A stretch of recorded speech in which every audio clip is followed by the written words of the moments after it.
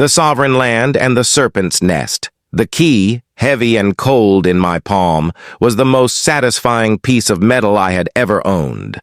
It was for Pine Croft, a 2-story farmhouse outside the city limits, nestled on a sprawling 3-acre lot. It wasn't my home, not in the sentimental sense.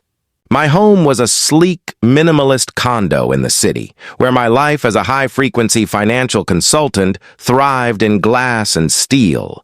Pinecroft was my first major non-liquid asset, a tangible expression of the 5 years I had spent sacrificing every waking moment to the altar of my career. It was an investment property, yes, but more deeply, it was the definitive line I had drawn in the sand, separating Ilara Vance, the self-made woman, from Ilara, the disposable older sister.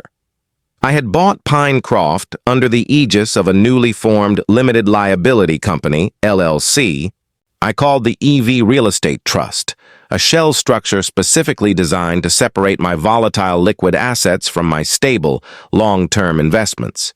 This was standard practice for someone in my industry, an impenetrable financial fortress that even I, the sole beneficiary, had to respect. I'd spent months setting up the legal paperwork with my private attorney, Marcus Thorne, a man whose mind was as sharp and intricate as a master clockmaker's tool set. Marcus had insisted on the LLC structure, citing not just tax benefits, but maximum asset protection from all forms of unwarranted claims, Ilara, especially the domestic kind. He knew my family. Evelyn Vance, my mother, and Lydia, my younger sister. Lydia, who possessed a talent for destruction that bordered on the artistic. She'd always been a black hole of need and entitlement. While I was stacking paper and sacrificing weekends, Lydia was chasing get-rich-quick schemes, sinking deeper into a mire of unsecured loans, bad business ventures, and a nasty habit of treating credit cards like disposable tissue. She was the family's golden child, not because she was successful, but because she was perpetually in crisis, demanding all of Mother's attention and, consequently, all of Mother's compassion. Mother, Evelyn, was the ultimate enabler, a woman whose love was conditional upon neediness. Because I, Ilara, always provided for myself and asked for nothing, I was merely a source of silent pride, not the object of active, fervent care. Lydia, always teetering on the edge of financial ruin, required constant, tearful intervention, which Evelyn gladly provided.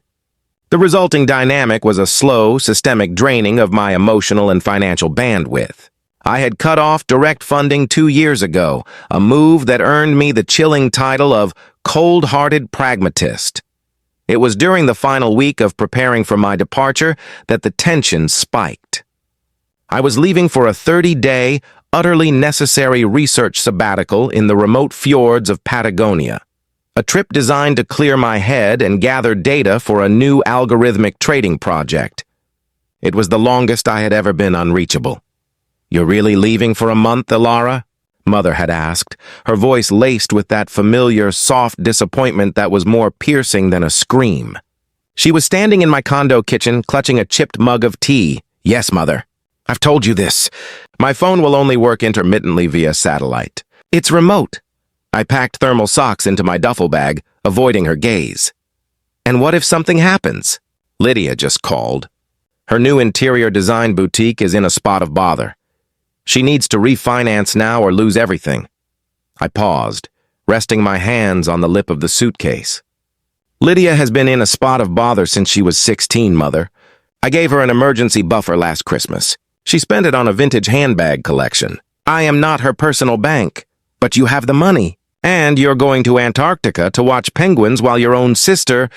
I am going to Patagonia for work that pays me the money I earned. If Lydia is in financial distress, she needs a bankruptcy lawyer, not a loan. Now, about that power of attorney." I pulled the document from my desk. It was solely for my medical and legal affairs, strictly defined, in case of severe accident or incapacitation only. I had reluctantly agreed to sign it at her insistence, a peace offering to quell her constant anxiety about my high-stress job. "I only authorize this for medical emergencies, Mother. Read the clause. I've underlined it. No financial transactions, no assets, nothing unless a doctor says I'm comatose." I watched her signature tremble on the paper, a flicker of something calculating behind her watery eyes. The keys to Pinecroft are with the property manager. Do not go near that house. She nodded too quickly. The uneasy feeling in my gut was a familiar companion. I should have canceled the trip. I should have revoked the power of attorney the moment she asked for it. But I was tired, desperate for the silence of the southern ice, and fatally underestimated the depth of their coordinated entitlement.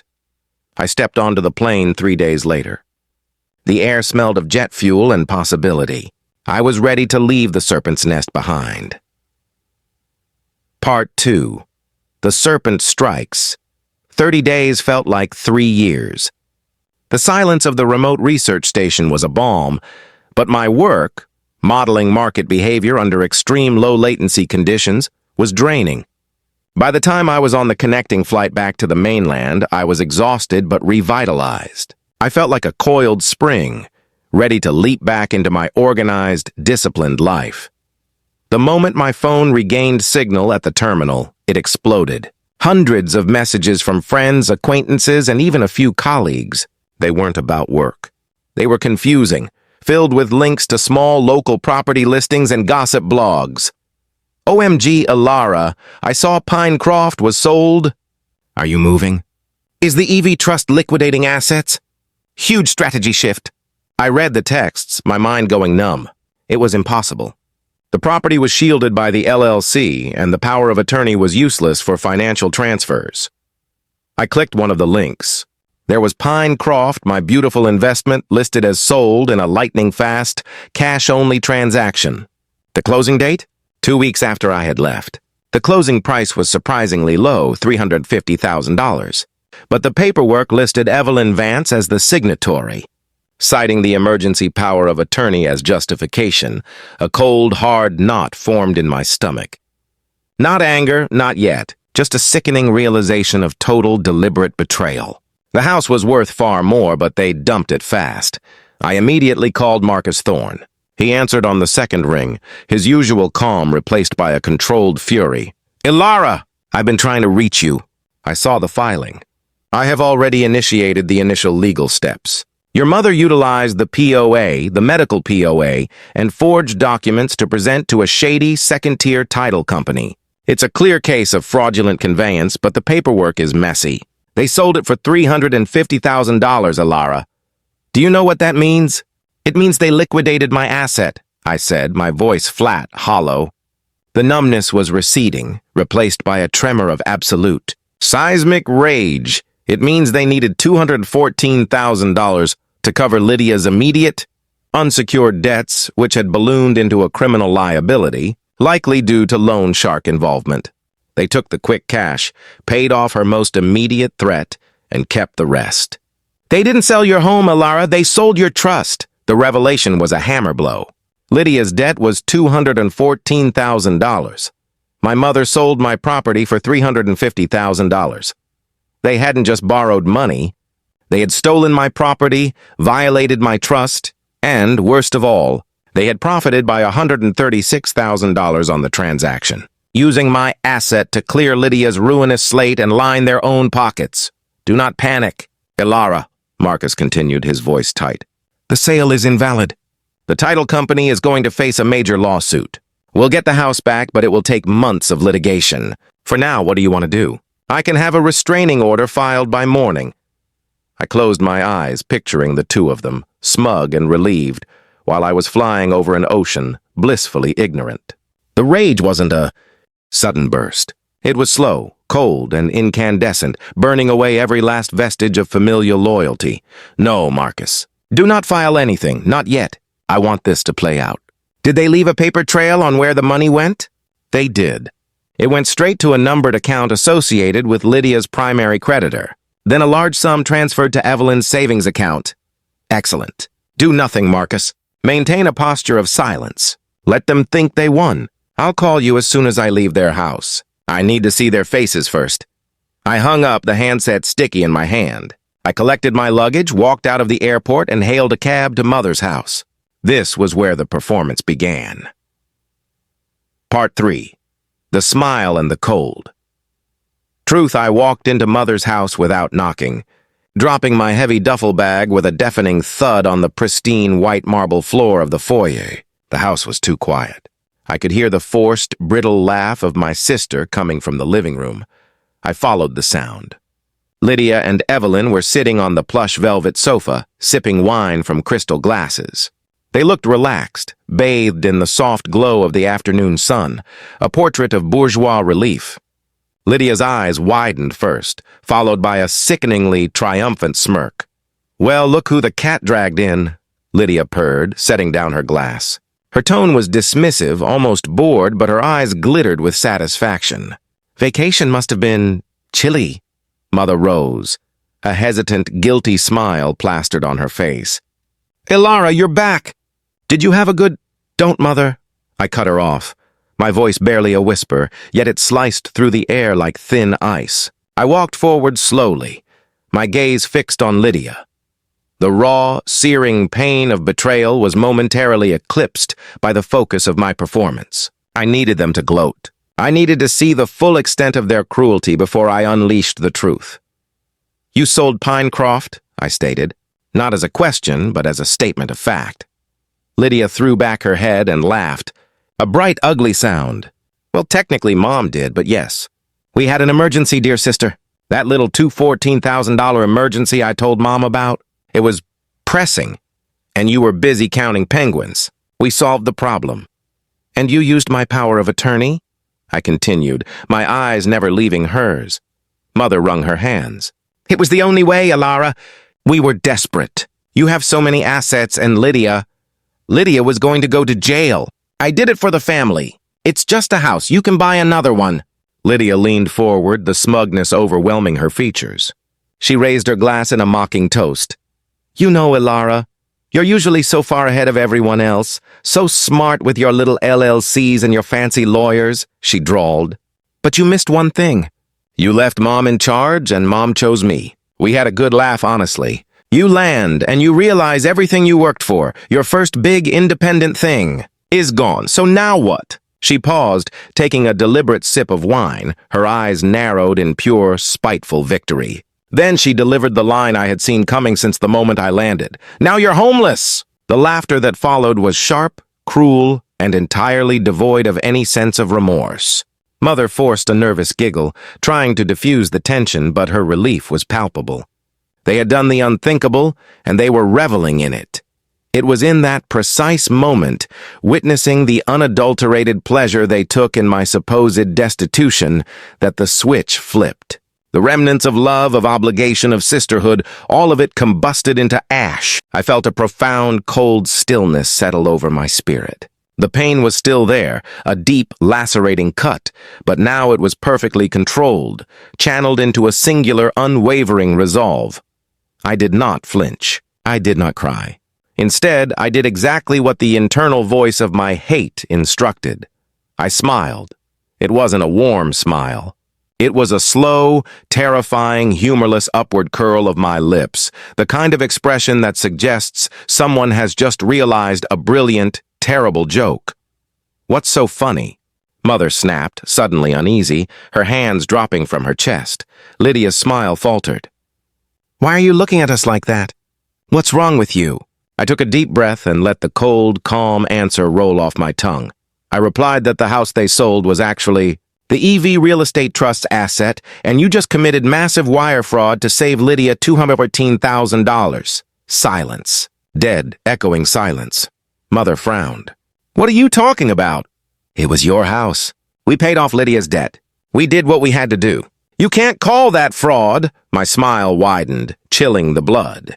"Oh, but I can. You used a medical power of attorney to execute a financial transfer on behalf of an LLC. That POA does not cover corporate assets. The sale is void. The title company that closed it without due diligence is about to lose their license. And the new owner of Pinecroft is about to find out they bought a property with an active lien and fraudulent title transfer, meaning they have no legal claim." I watched Lydia pale. The smugness drained out of her face, replaced by raw fear. "But that's not the funny part," I continued, walking slowly toward the sofa. "The funny part is the money. You sold the house for $350,000. That covered $214,000 of Lydia's debt. You kept $136,000, didn't you? A nice little bonus for the family saviors. It was an emergency fund, Mother stammered. No, Mother. It was the bait. You see, when I set up the EV Real Estate Trust, Marcus, my lawyer, made me do something mandatory for the asset protection. The trust's terms stipulated that if any unauthorized party, including a power of attorney acting outside of the defined medical scope, attempted to liquidate the asset for less than its appraised market value, which was $480,000. By the way, it would trigger a corporate fraud and malfeasance clause. I leaned in, my voice dropping to a theatrical whisper. That clause stipulates that any funds derived from the fraudulent sale of the asset are immediately forfeit and revert to the trust. The trust, in turn, is mandated to use those funds to pursue full legal action against the perpetrators to recoup the difference, plus punitive damages. I straightened up, turning away.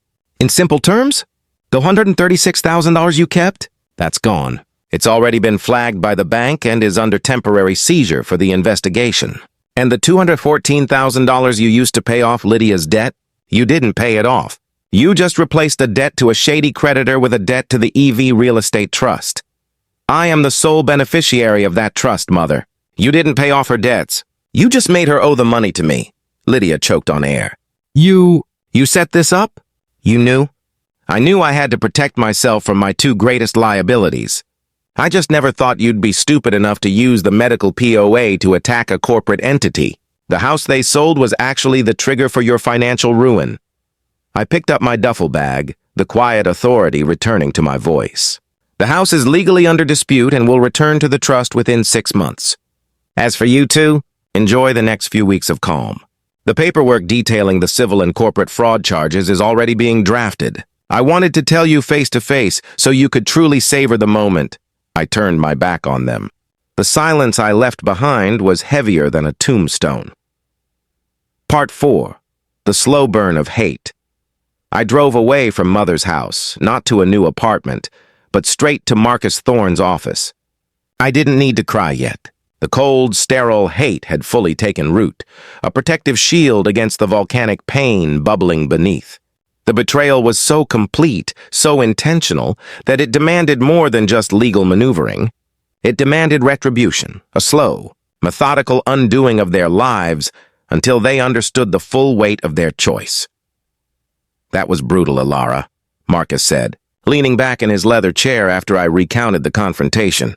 It was a statement of intent, Marcus. Now we execute the plan. They need to suffer, not just financially, but they need to understand the consequence of choosing entitlement over integrity. I want them ruined, publicly and irrecoverably. Marcus looked grave. The civil suit against your mother for fraudulent conveyance and breach of fiduciary duty is a slam dunk. We will get the property back, and we will get the $136,000 back. But you want more. You want the debt. Lydia's $214,000 debt. We technically own that liability now, but the trust is not a collection agency.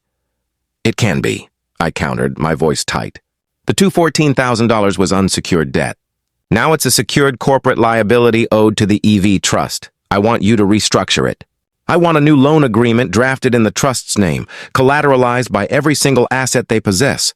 Mother's house, Lydia's business, everything. If they don't sign, we sue them individually for the full amount. They'll never sign. Ilara, they'll declare bankruptcy. Then we make sure the bankruptcy is as painful as possible.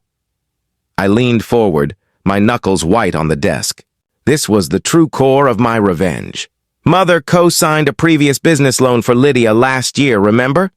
The $50,000 one that's barely been serviced? I had you buy the note on that loan through a different subsidiary account 6 months ago. It's a clean third-party debt. I want you to call that note due immediately. The full $50,000 plus accrued interest. Marcus's eyebrows shot up. That's a nasty move. It's clean debt. They can't dispute it. It forces them to liquidate quickly or face foreclosure on Evelyn's primary residence. They chose to make me homeless, Marcus. I choose to make them realize the value of a roof over their head. I want the debt called now. Separately, proceed with the suit against the fraudulent sale. When they come begging to me to drop the civil charges, I'll offer them a deal. I dropped the fraud charges and the property recovery. In exchange for them signing over full secured collateral for the $214,000 corporate debt, plus the immediate payment of the $50,000 note. The plan was a vice, tightening slowly but inevitably.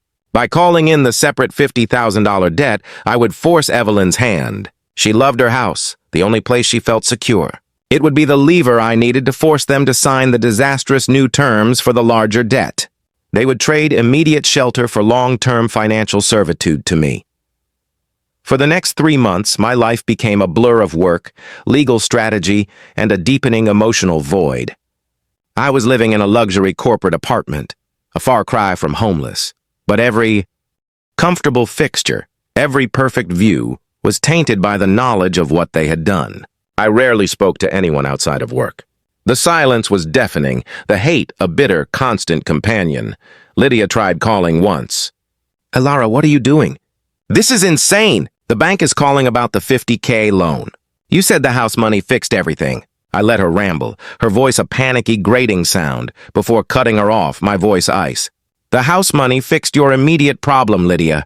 It created mine. Now you get to deal with the consequences of corporate fraud. Talk to Marcus. My number is dead to you." I hung up. Part 5. The breaking point and the tears. The calculated cruelty of my actions was effective. It was also soul-crushing. I was sleeping 4 hours a night, waking up in a cold sweat, not from fear, but from the sheer burning exhaustion of maintaining my emotional fortress. The hate was a heavy cloak, but sometimes beneath it the person I used to be suffocated. It was a Tuesday night, 4 months after my return.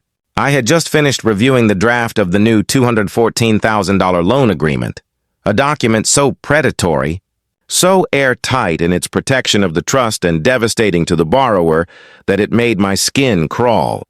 It was a machine designed to extract every last penny slowly over 10 years, ensuring they could never truly recover. I put the document down and walked to the window. The city lights twinkled below, beautiful and indifferent. And suddenly, the walls came crashing down. I didn't scream or rage. I simply collapsed onto the floor, the heavy, agonizing sob that had been trapped in my chest for months finally escaping. Tears flowed, hot and blinding, for the loss of a life I could never get back. I wasn't crying for the house. I was crying for the little girl who still wanted her mother to protect her, for the sister she had once shared secrets with. I cried for the betrayal of the medical power of attorney, a document about life and death, weaponized for greed. They hadn't just stolen property. They had murdered my trust, my sense of family, my own humanity. My hands shook as I dialed Marcus. He answered, surprised by the late call. "Ilara, is everything all right?" "No," I whispered, the word thick with snot and tears. "No, nothing is all right, Marcus. I hate them. I hate them so much. But the cost of this hatred is making I feel empty, like I'm turning into a villain." He paused, letting the raw emotion settle. "Ilara, you are not a villain. You are a woman defending herself from thieves. They didn't just borrow money. They stole the security of your future and then mocked you for it. Their actions were calculated to humiliate you. Your response is calculated to deliver justice. It's ugly, yes, but it is necessary. You are not empty, Ilara. You are channeling justifiable rage into flawless execution. The loan agreement, Marcus, it's so harsh. They'll never be able to afford it. They'll lose everything. They should have thought of that when they signed the fraudulent conveyance papers, Ilara. You gave them a chance to be family. They chose to be your debtors. We proceed as planned." The tears eventually stopped, leaving my face swollen and cold. Marcus was right. The pity was a weakness I could no longer afford. When they chose to celebrate my homelessness, they forfeited the right to my mercy. The next day, the final chess move was ready. The notice to accelerate the $50,000 note was hand-delivered to Evelyn's house. She had 7 days to pay, or face immediate foreclosure proceedings. The phone call came 2 hours later. It wasn't Lydia. It was Evelyn, her voice high and ragged. "Ilara! Please, the bank sent papers. They're saying we have 7 days. Lydia and we've tried to get a new loan, but with the fraud investigation, no one will touch us. You have to stop this. I can't lose my house. I raised you here. You raised me there, and then you used the authority I granted you for my deathbed to steal my security and pay off your golden child's criminal debt, I replied, perfectly calm. The $50,000 is clean debt, a separate matter. You have to pay it. But what about Pinecroft? If we give you back the $136,000, will you stop the fraud suit? Please, if we lose this house, we have nothing. The terror in her voice was real, but it was purely selfish. You're finally learning, Mother. The value of a roof over your head. Here is my final offer. I will settle the civil fraud claim and delay the recovery of Pinecroft, giving the new defrauded owner time to file suit against the title company. In exchange, you will both sign the full, secured $214,000 repayment plan with the trust. You will also sign a quitclaim deed on your house, the one you are currently living in, making it collateral for the new $214,000 debt alongside Lydia's business assets. If you miss one payment on that $214,000 for the next 10 years, the trust owns your home, and you pay the $50,000 note immediately. Ilara, that's impossible, she wailed. We're signing our lives away. No, Mother. You signed my life away when you sold Pinecroft. I'm just correcting the balance sheet. Sign the papers and you have 10 years of tenuous security. Don't sign and you'll be on the street next month. The choice is yours. Part 6. The final act of revenge, they chose the lesser of two evils. The $50,000 was scraped together, likely from selling off jewelry and Lydia's precious vintage handbags. A week later, Marcus had them in his office. I refused to attend, instructing him to deliver the final papers without my presence. But my final act required me to face them one last time. The settlement was signed, and the legal threat against them temporarily halted. Evelyn's house was safe for now, but only so long as the new, monstrous debt was serviced religiously. The roles were perfectly reversed. They were now perpetually indebted, walking on eggshells, owing their security to my whim. I waited 2 weeks. I knew their pride would compel them to try and host a celebratory "we survived" dinner. And they did. I arrived uninvited, walking past the flimsy gate and into the backyard, where they were setting up a small patio table. Lydia looked gaunt, exhausted, but still held a flicker of defiance in her eyes. Evelyn looked defeated, her hands shaking as she set out plates. "Ilara, what are you doing here?" Lydia asked, her voice hostile. "I came to collect my due," I said, walking toward them, clutching a single sealed manila envelope. "We signed the papers. We paid the $50,000. What more do you want?" Evelyn cried out. "I want you to understand the why," I said, my voice low and dangerous. "You took my house, my security, and used it to save a reckless lifestyle. And you mocked me." You laughed. "You called me homeless." I pulled out a small printed photo from the envelope. It was a picture of the deed to Pinecroft, dated 6 weeks after I returned from my trip, but before I had called them. "This is the quitclaim deed for Pinecroft," I said, my voice heavy with finality. "Marcus filed it a month ago. The sale was already reversed internally due to the fraud. The trust reacquired the property quietly." I paused, looking Lydia directly in the eye. Her face was a mask of confusion and pure hate. "You two," I continued, "are now working for the EV Real Estate Trust. You are a debt engine, and I am your creditor. You will spend the next decade paying me back plus interest. If you default, I take this house, the only thing your mother ever truly cared about." I reached into the envelope again, pulling out a second document, a glossy flyer. It was for a new property management company. "As for Pinecroft," I said, holding up the flyer, "it's been renovated and put back on the market. It sold yesterday for its full appraised value, $480,000, to a beautiful family. The proceeds went straight into my investment portfolio, now managed by a new company."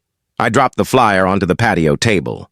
It had a new logo and a new company name, LEV Management Solutions. The name, LEV, I explained, savoring the moment, stands for Lydia Evelyn Vance. I named my new asset management firm after the 3 people whose greed and stupidity made me $130,000 richer and taught me the meaning of absolute self-preservation. "You did this deliberately?" Lydia whispered. her voice cracking.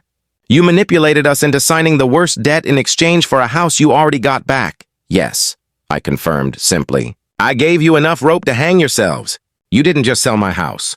You forfeited your financial freedom for the next 10 years.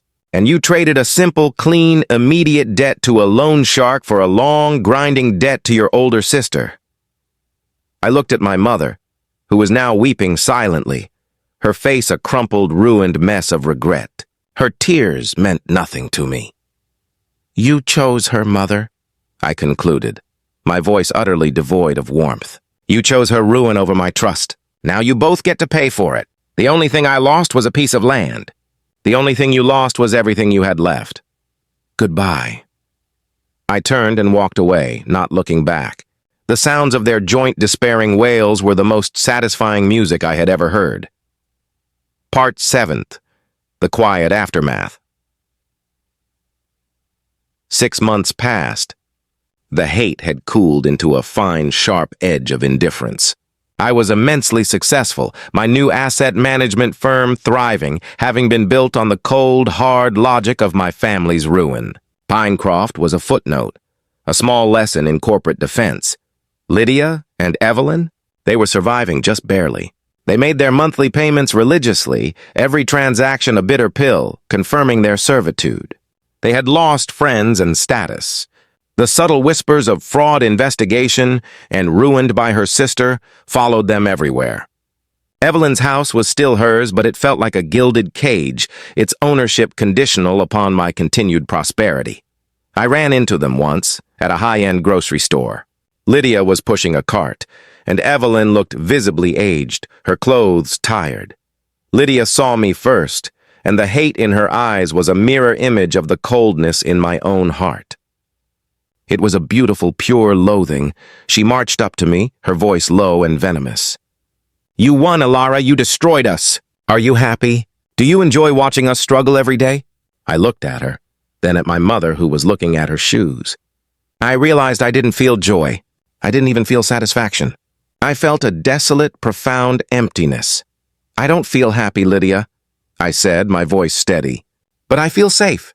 You two taught me that family loyalty is a weakness. You taught me that my greatest defense against ruin must be the absolute inability to hurt me. I built a fortress, and you provided the final brick. The only thing that would have made me happy was if you had shown an ounce of remorse when you called me homeless. But you didn't. I stepped around her, my eyes meeting my mother's one last time. There was no love, only regret, and a terrified deference. The price of betrayal, I murmured, loud enough only for my mother to hear, is everything you hold dear. I left them standing there, the silence around them thick with their failure and my victory. The revenge was complete. It didn't bring me peace, but it brought me justice. I had shed my tears in private and executed my plan with professional detachment. The emotional cost was high, but the financial and personal security I gained was absolute. I walked out of the store, the cold, powerful realization of my solitude, my only true companion. I was safe, autonomous, and utterly alone, the architect of my own unassailable fate.